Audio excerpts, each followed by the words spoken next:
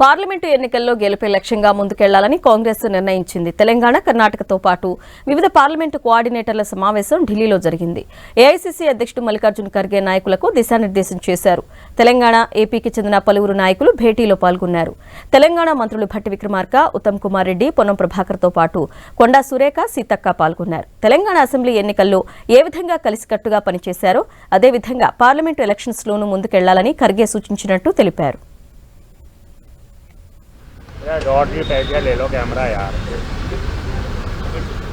తెలంగాణలో అత్యధిక స్థానాలు గెలుపొందేలా ప్రణాళికలు రచించాలని అధిష్టానం చెప్పినట్టు మంత్రి భట్టి విక్రమార్క తెలిపారు. యాక్షన్ రూపొందించి పనిచేయనున్నట్టు చెప్పారు. మెజారిటీ స్థానాలు గెలుపొందడమే లక్ష్యంగా పనిచేస్తామన్నారు. అసెంబ్లీ ఎన్నికల్లో గెలిపించినట్లే లోక్సభ ఎలక్షన్స్లోనూ కాంగ్రెస్ ను భారీ మెజారిటీతో గెలిపించేందుకు ప్రజలు సిద్ధంగా ఉన్నారని తెలిపారు భట్టి విక్రమార్క. నాయకత్వం అంతా కూడా భవిష్యత్తులో కాంగ్రెస్ పార్టీని తెలంగాణ రాష్ట్రంలో అత్యధిక మెజార్టీతో అత్యధిక స్థానాలు గెలిపించుకోవడానికి కావాల్సినటువంటి వ్యూహ రచన ప్రణాళికలు కూడా వారు కొన్ని సూచనలు చేశారు. దానికి అనుగుణంగా రాష్ట్రంలో పార్టీ ఒక యాక్షన్ ప్లాన్ తయారు చేసుకొని ముందుకు పోతుంది. మాత్రం తెలంగాణలో కాంగ్రెస్ పార్టీని గెలిపించారు.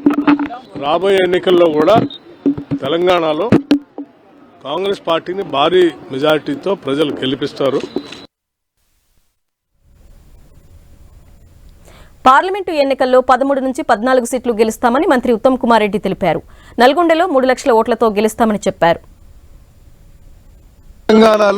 తెలంగాణలో నాకున్న గుర్తుపెట్టుకోండి, తెలంగాణలో ఎలక్షన్స్ కి 6 నెలల ముందు కాంగ్రెస్ పార్టీ 70 సీట్లు గెలిచి ప్రభుత్వం ఏర్పాటు చేసి చెప్పిన మొదటి వ్యక్తిని నేనే.